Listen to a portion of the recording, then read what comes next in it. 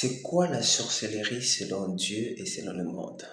Comment Dieu comprend, comment Dieu conçoit la sorcellerie?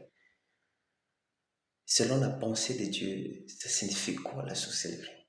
Et selon la pensée humaine, selon le monde, ça signifie quoi?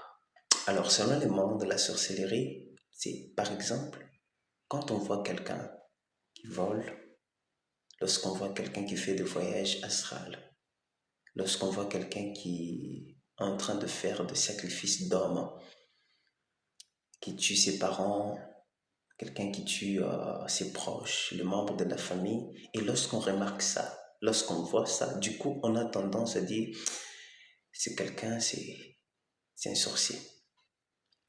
Alors, c'est quoi la sorcellerie selon Dieu, selon la pensée de Dieu? Ça signifie quoi?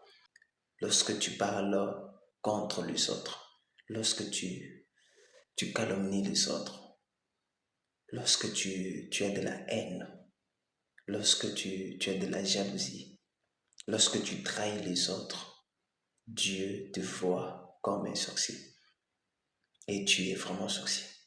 La Bible dit quelque part, c'est pas vous qui m'avez choisi, c'est moi qui vous ai choisi. Ça, c'est Jésus-Christ qui parle à ses disciples. Mais il dit une chose très importante. Il dit, un de vous, c'est un sorcier. C'est un démon, un sorcier dans d'autres versions. C'est un sorcier. Et il parle de Judas. Judas n'a jamais volé, il n'a jamais fait de voyage astral. Mais le fait d'avoir de la haine, le fait de manifester la trahison, il était sorcier. Il a manifesté la sorcellerie.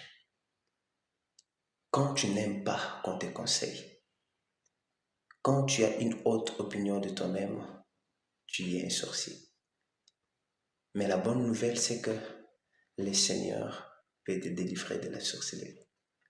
Le Seigneur peut enlever cette sémence de la sorcellerie. Il suffit juste de croire en lui.